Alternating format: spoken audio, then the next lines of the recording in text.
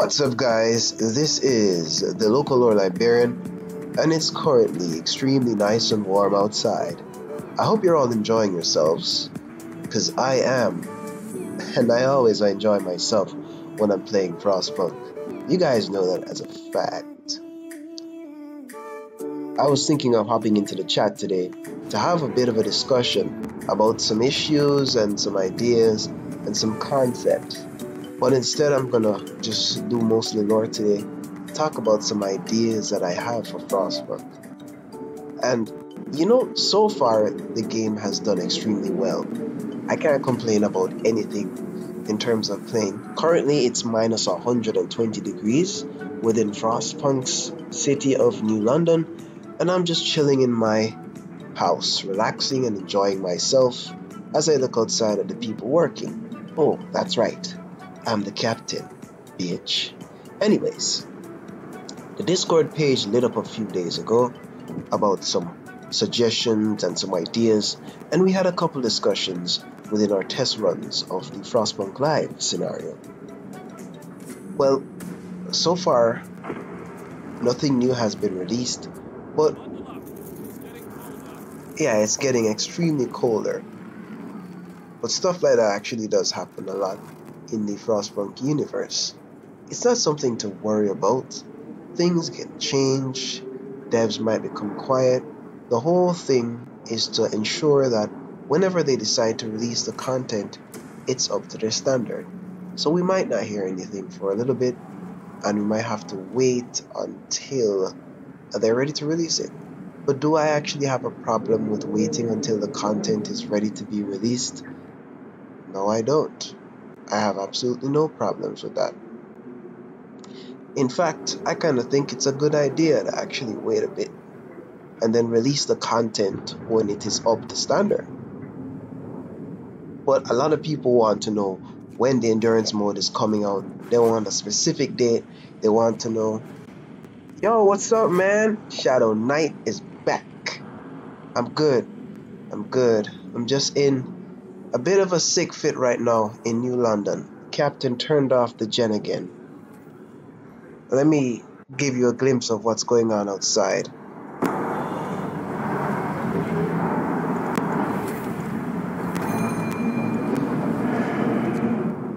So you have an understanding of what I'm talking about. So, yeah, I'm saying that we're waiting on the release of the endurance mode, but we don't know what they're going to put in it. And the builders mode is out. Everybody has played it. If they haven't played it, they probably ask questions. How do I get this new scenario? All you have to do is just beat the other three or beat the first one, and then everything else is unlocked. There's nothing to it. But the thing is, I've been playing this game for a long time, and I really enjoy it. But my biggest problem right now is not really the game itself in terms of development and their bugs, but it's just seeing my city go on, survive the storm, and survive and further beyond the storm, exploring other things. That's what I really wanted. The first time I played it and I finished it and I managed to do extremely well, I wanted to be able to keep going and challenge myself. Good morning, Blood Mage. How you doing, man? It's pretty cold right now in New London. I'll give you a glimpse of it. Minus 120 degrees below. You're only going to hear sounds right now because I'm not going to open my window.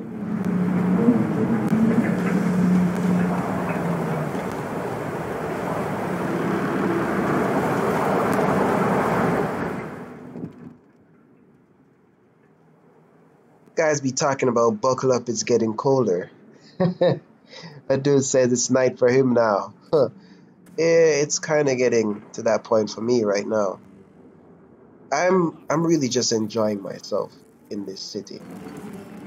Can't complain. It just got a little colder. Now it's minus 150 degrees, but I'm okay. The generator is in overdrive. Right. So I am one of those guys that just loves playing Frostpunk. Likes to explore things, likes to do all sorts of stuff in the game. Currently, the cold thumpers are at max. Frostpunk, yeah.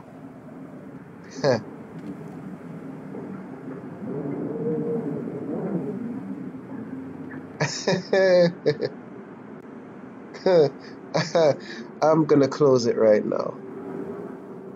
Well, not all that, because I need to hear it just in case the generator explodes and I gotta leave. So I'm so do I. It's one of my favorite games. The only other one is Warframe, but Frostpunk tops the list of everything. I've been playing this game for a very long time in terms of see if I can playing this game for a very, very, very, very long time in terms of months, weeks, days. And I can say that so far it's lived up to its expectations. I've been happy about it. I have no complaints about this game. But the one thing that really bothered me when I finished it the first time was the fact that I wasn't able to play after. That situation alone made me angry. And you know, you get the best of something, but then you want more, but then there's no more. The content itself behind the finishing of the first scenario is extremely difficult. When I say it's difficult, I mean it's really hard to actually expand out further, especially when you know to a fact that going any further out is kind of hard. Yeah, man. And some of the other things that kind of creeps me out is the fact that the content is limited. Yeah, I have it on all systems though, Warframe. I like how that game is designed, and Frostpunk is designed similarly to Warframe. If you check it out, how the devs care about the game and they put all of their heart into it. This is what makes a game good. Not when you're taking it like Battlefront and you're doing all sorts of crap.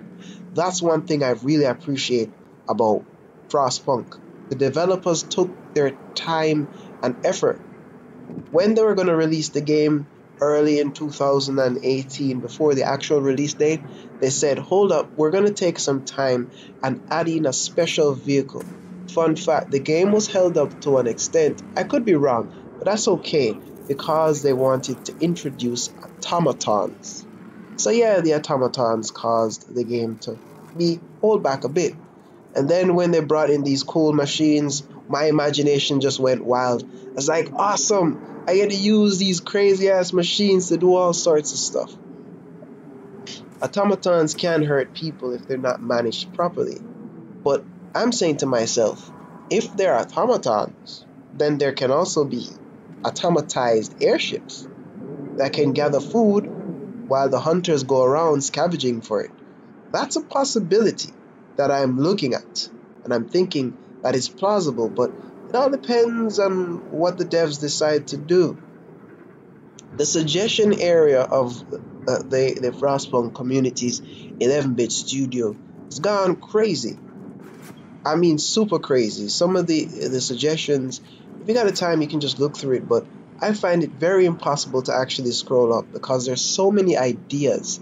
These guys have to sift through so much ideas that it might be virtually impossible to get to the bottom of it. They'd be like, oh, I'm going to select the best ones, but hey, they're all good. They're all good, like Warframe is. There's so much content in Frostpunk that you could get lost in the game.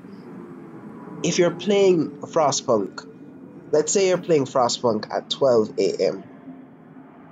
and you're building out your city and everything is going well, and all of a sudden this weird scenario pops up saying, hey, we've discovered another city.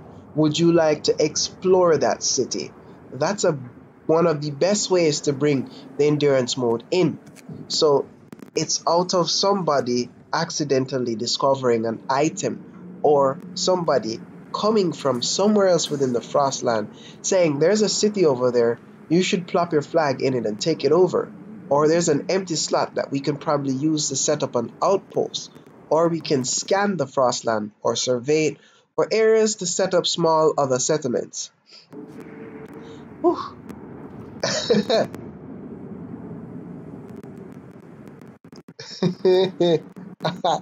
Yes, yes, precisely. That's what I'm saying. These guys can actually add that into the workshop. And I've seen where they've done things with the generator where you can actually research how to fix it. So what the devs need to do now that we've survived the storm in the new home scenario, we need to be able to research the generator. Oh, man, it's really cold outside. Yeah, I would like you to, when you find out how to make it work with the steam cores, let me know. I'll scrap one of my automatons nicely and put it together. So, yeah, the devs can actually set up that same generator repair facility as a generator research facility. And with that, we'll have blueprints of how to construct the generator. But here are some of the crazy problems with the constructing of a generator. The generator is to an extent upgraded multiple times, but to an extent, do we know exactly where every single portion of it is? That's what I'm looking at to analyze and see how is it possible for us to actually go and actually research, create, study, and then produce a generator on the same scale as the one that we already have? Or are we going to go in another path of trying to reconstruct a base level generator? Coloso is still waiting for the automatized airships. Scouts being able to pilot automatons should increase the speed of your ability to scout the Frostland. But those automatons might need to be upgraded. If we're going to have trading mechanics in Frostpunk, we're going to need those trade lanes to be maintained. So with every advancement within the game, there needs to be some form of difficulty or some form of hurdle that you have to overcome in order to achieve such goals, like having 5,000 coal, 5,000 food, and 10 steam cores to retrofit an automaton and send it to do some form of work or something else on a land dreadnought. So, that's how this game has to function. It can't be the kind of game where you just jump into it and immediately you're able to use this technology. No, you need to suffer. You need to crawl on your feet. You need to have your hands broken in half. And then after that, you get the chance to upgrade your buildings, do stuff. That's how this game is going to have to work, because the endurance mode, if this is not managed properly, could actually fold on itself. And I don't want that to happen, because Frostpunk is my baby, if you understand what I'm saying. I love this game. So the 11-Bit Studios team is going to have to take it in strides to carefully manage how they actually work on the content for this game. And in the process of them actually working on the content for it, they're going to come across some ideas and some perspectives that fit more in line with keeping of what they want. So our ideas are very important to the development, but not all that important when it comes to certain areas of whether or not it's actually plausible to make these things happen. So, seeing as the resources are very limited, it can be said that the endurance mode might need to be polished later on. That's a possibility that we might get something like, an endurance mode, but then more content is added later on with more expeditions and more small stories being told. A lot of games are going in this scenario or setting where you have a lot of stories being told, mini stories like the Battlefield 1.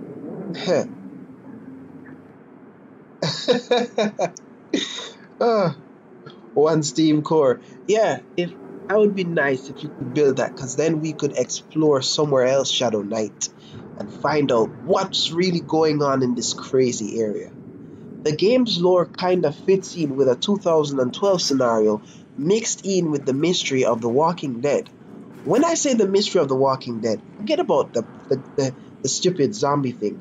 I know a lot of people like it, but I'm saying that you don't really know exactly what's causing the storm to an extent unless you do a scientific research of stuff.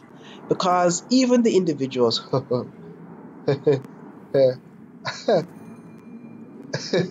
yes, we could. With that technology, we would be able to use it to power the airships. And we could use those airships to avoid the storm by flying higher than the storm. So those are some of the crazy things that we could actually do with that technology. But that's if 11-bit Studios actually decides to do that. A lot of the time spent in developing this game, it must have been hellish, knowing that you're creating something that's never been done before. This is the first time a city survival game has ever been created. Excuse me. Even though we have games like Tropico, we have games like City Skylines, nothing is like Frostpunk. Frostpunk is a freak of nature that is beautiful in its own way. It's an extremely beautiful game with so much content that you could literally sit down and play the game for hours and not realize that, hey, it's time for me to go to work. Hey, it's time for me to sleep. So when you have that kind of dedication, and the main reason for this happening about Frostpunk is the developers designed the game to be a decision tree setting where the city is the character, not the individuals in it. So based on the decisions you make, you mold and create a certain character.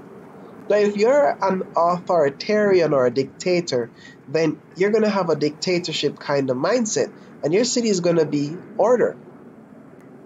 Now, if it's the opposite way around, where you are a more religious person, or you just want the easy way out, you might choose faith. Faith requires less buildings. Yes, I am. Golozo is slightly ill from working in the coal piles near the advanced coal thumper. I'm an unskilled laborer receiving limited care, but that's okay. That's fine. The captain said I'll make it through. I need healing right now, but the sick beds are full. I mean, 80% of the people within the city are kind of freezing, so what am I going to do? Lie down on a half-frozen table? So is mine at the moment. I'm going to open the window again and tell that mother to shut up outside. Can you be quiet? I'm trying to work here. Leave me alone. Yeah, they're messing with the generator right now. So I hope they don't make it explode, because if it does, then we're going to have a lot of problems. So a lot of people join the community. Like, I'm seeing like 1, 2, 3, 4, 5, 6, 7, 8, 9, 10 people are joining, 100. When I checked it out, there were about 2,000 people on the Discord page. And that's good. That's good. A lot of them are interested in other games, but Frostpunk is the biggest seller of all.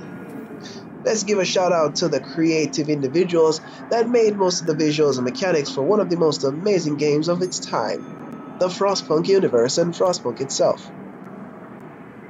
So I'm currently streaming at minus 163 degrees, and I'm enjoying myself right now.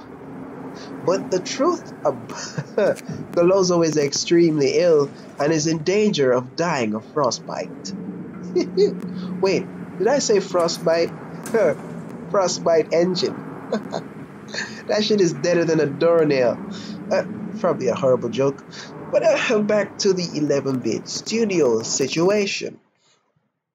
With 70% of our ideas being put into the game, we can expect a lot of things actually occurring. But some of the things that we might request might actually not make it. But they still manage to put in more vehicles. The vehicles are not usable in the sense that we can, to an extent, operate them and send them wherever we want, but they work in conjunction with the scenario and the mechanics that support that particular scenario. So let's say I want to get some people to the Land Dreadnought. I can do that simply by just sending I'm not sure what to call it, but a advanced snow machine over there. I think it's a steam lorry. That could be the steam lorry, the Frostpunk version of it. And sending that vehicle to the Land Dreadnought, I can transport resources. But there needs to be ice roads. I remember back in the day when I was a little dude, Golozo needs to go to the sick house right now. And it just got colder. There was a show on TV called Ice Road Truckers. And, you know, I'm not straying off topic, but I'm saying that maybe we could have some form of vehicle maintain an ice road that the Land Dreadnoughts could drive upon that would be certified safe for traveling. And then we could use that as a means of transporting people from one city to the next, exploring new areas, and then collaborating with other individuals or capturing them. There's another game called Total War Attila I mentioned in a previous live stream about being able to actually go into an encampment mode. So maybe when the scouts experience extreme weathers or a mild storm, they could go in encampment mode within the Frostland, and that would protect them or make them immune to any damages suffered by actually being out there in the cold. I realized to an extent that even though I'm the local lore librarian and I am the most consistent YouTuber as it relates to Frostpunk,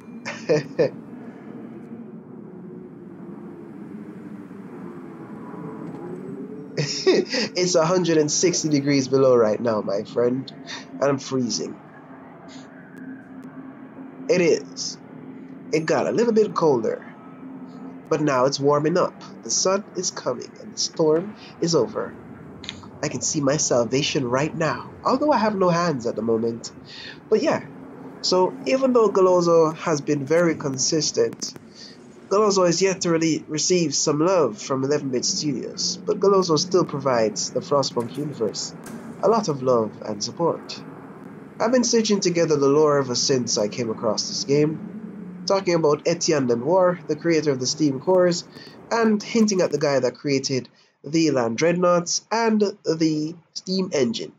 All these various inventions contributed to the development of the Steam core, the generator towers, and other advanced vehicles used within the Frostland.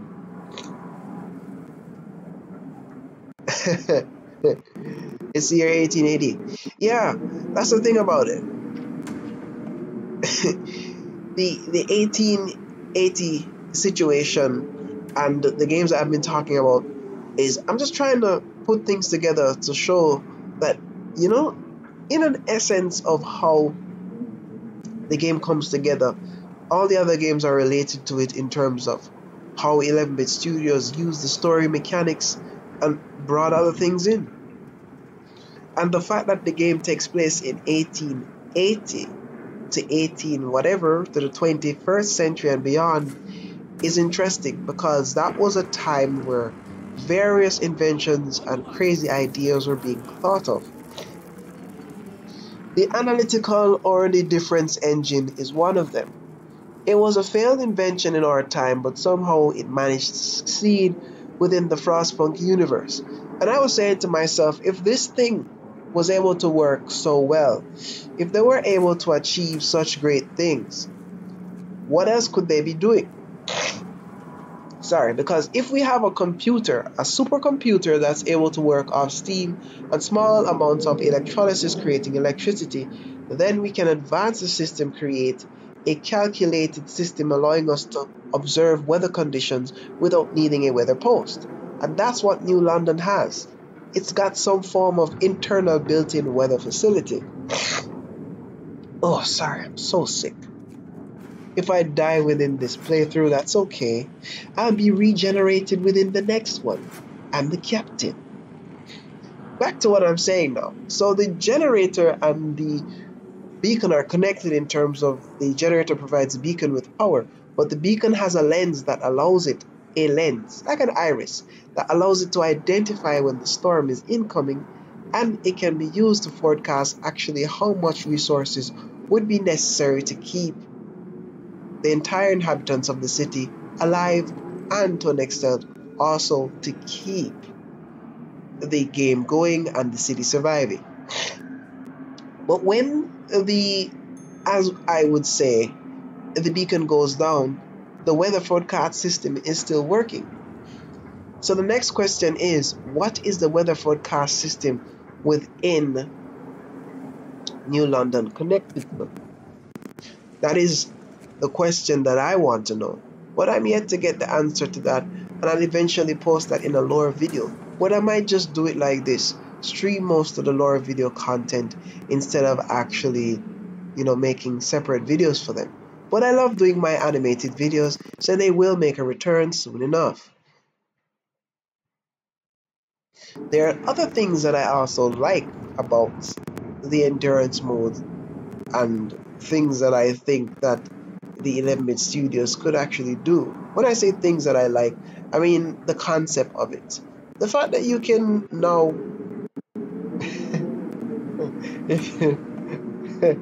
yeah, you still die, but I am the Frostpunk God. I'm kidding, I'm no god. I'm just an average guy living in the city. You get banished or you die. If you banish, you still die. But to an extent, when you get banished, where do you go?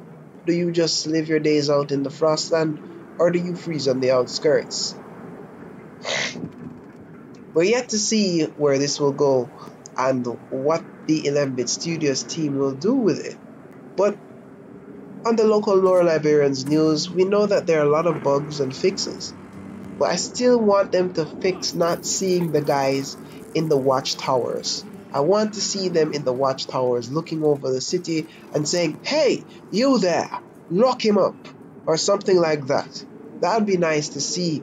Or you can have the guards chasing wrongdoers throughout the city. Makes it more immersive.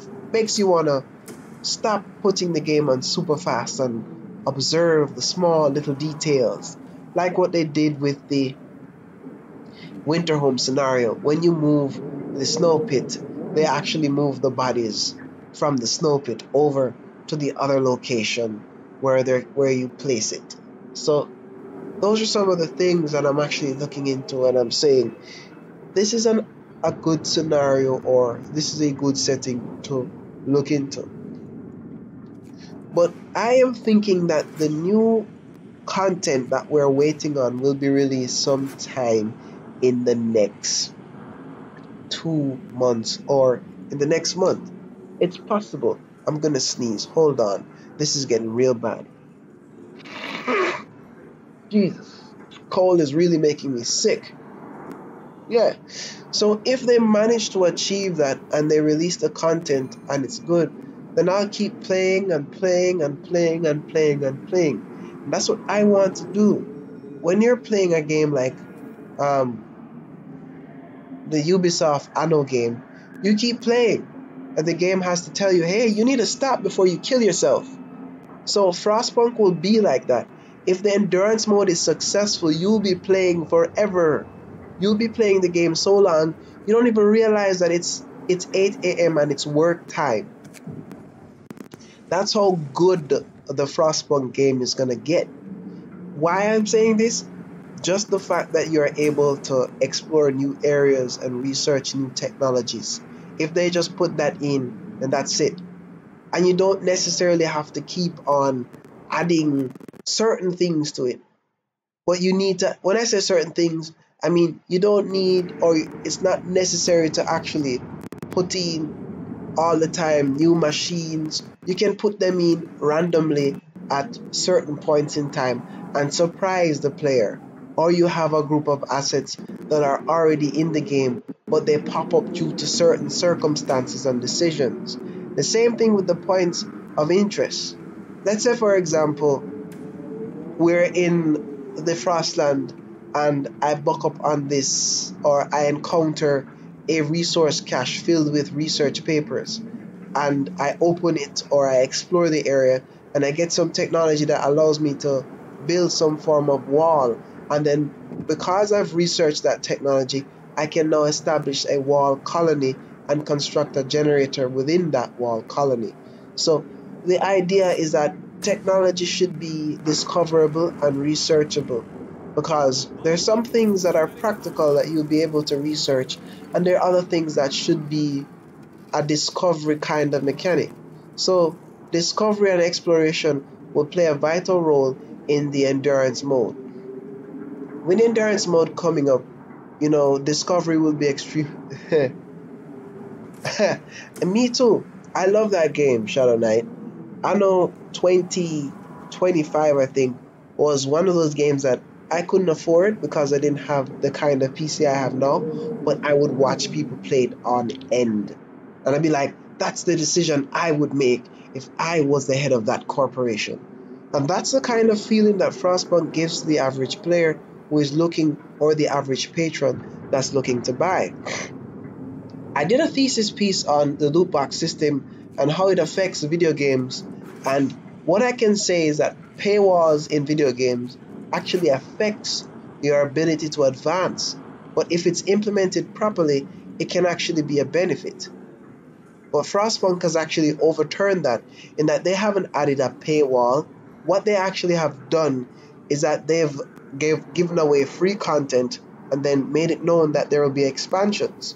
So DLC is the way that they've gone. And by going the DLC route, it's a much, much more lucrative one to me, because having 250,000 people buy the game within the first 2 weeks of launch is amazing. Seeing that the game costs about $30 each per person, you can do the maths from that to know how much money these guys actually made within the first 2 days or weeks of launch.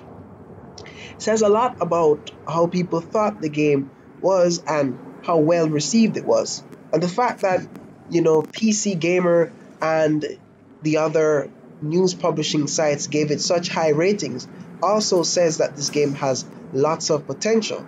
A lot of big YouTubers have not actually looked into this game, but that's okay. I mean, it takes time for such games to actually matriculate into the mainstream environment. And Frostpunk is slowly but surely advancing into that market. Looking at how the team has been developing the game, what they've been doing, the research that they've been doing on the game, the ideas that they've been coming up with, it's just telling me that, 11-Bit Studios is actually interested. Thanks, man. 11-Bit Studios is interested in ensuring that the game keeps on going, that the game is successful. The problems that they might encounter, or they're encountering right now, is the points of interest. Those little bits of information and other small stories need to be written and then implemented. That's why when you play the game, you can't play past the storm, because the areas are still there. So when the beacon goes back up, there's nothing to explore. And to randomize the content is difficult in the sense that I can't just create new scenarios without bugs actually occurring, or I might overflood the system. The best way to do it is reset the Frostland itself. But if I reset the Frostland itself, then what happened to the points that I knew about, and how do I explain them disappearing? You see, you can actually destroy things and replace them because of the storm, and say the storm covered up this, the storm did that, but then what happens to the coal mines, the ore cache, or the wood areas that you collect wood from? What happens to all those areas? So it's very difficult. And let me talk about the Lords scenario. The Lords were, as we know, a group of rich aristocrats, politicians, and noblemen of the day. That's who they were. They were just rich people that somehow got derailed because of the storm and contributed to the development of the generators and other facilities. With them working on it, with them taking their time to actually send their money to give them a ticket to a chance to survive, was more important than the many riches that they had. So they gave up everything just to live in a generator, live around a generator, and try and survive around that said generator. It was a difficult time for people. Difficult time. And people were separated, families were torn apart, people froze to death, ideas were lost, technologies become lost within the Frostland. All of that happened within the Lord scenario. But this entire thing that's been going on tells us one thing. The Frostland expedition was a massive one. I'm giving up some lore right now. The Frostland expedition was massive. It contained about 3 or 4 or 5 areas, large hectares of land, and it consisted of probably over 5,000 or even 50,000 people working within the Frostland, discovering areas, setting up generator sites, creating trade routes, exploring areas of interest, researching technologies, trying to find ways to beat the storm, trying to find ways to reverse the climatic conditions. All of these things were happening all at the same time. I feel like a Neil deGrasse right now. And, when all these things started to occur, a lot of the people within these cities and within these areas eventually said, we need to move because the storm is coming, or we need to get ready because we don't know what's coming next. And because of that, because we don't know what's coming next, we had to make some drastic decisions. Some of those drastic decisions were either killing people or putting my life first before anybody else's. Now, I would say on my part that is selfish, but if it means me surviving, I'm gonna drown that bitch. It sounds very dark, but the game is a dark, cruel, crippling, and unforgiving scenario. Thanks, man. Much appreciated. I'm gonna do this for a little bit more, and then I'm gonna come off for a bit and do some other stuff, because I have some more research to do as it relates to the content for tomorrow and the day after that one, because this is gonna probably be a daily thing that I'm gonna do. Take care, Shadow Knight. See you around. So that was one of the crazy things that was occurring. I don't want to hear anything about Fortnite Battle Royale. That's not important to me right now. Yeah, computer keeps reminding me of crap.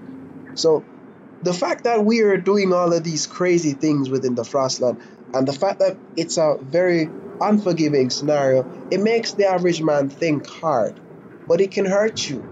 And it can tell you what kind of nasty person you are on the inside. Because I didn't know that I was so cruel as to, leave about 30 or 80 crippled people to die around a generator. And I put the House of Healing right in front of the generator. So there's no way they would have survived.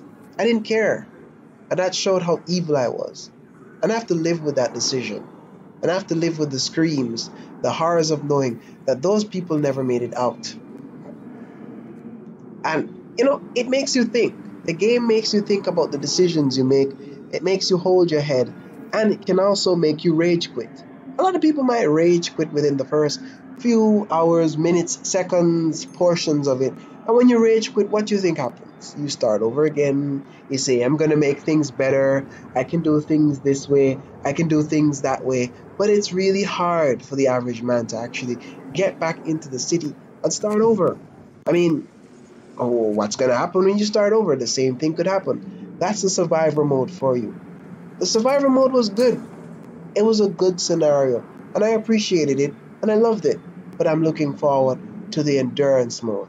Well, guys, this is the Frostpunk Radio live broadcast. We'll be back in a little bit. I'm going to get me some hot chocolate, and I'll be back in the next few hours. This is the local lore librarian, signing off from Winterhome. It's currently minus 20 degrees, and the storm has passed. I'll see you guys in the next one. Please like, share, subscribe if you're new to the channel, and if you're watching the rebroadcast, I love you and have an awesome day. Librarian signing out.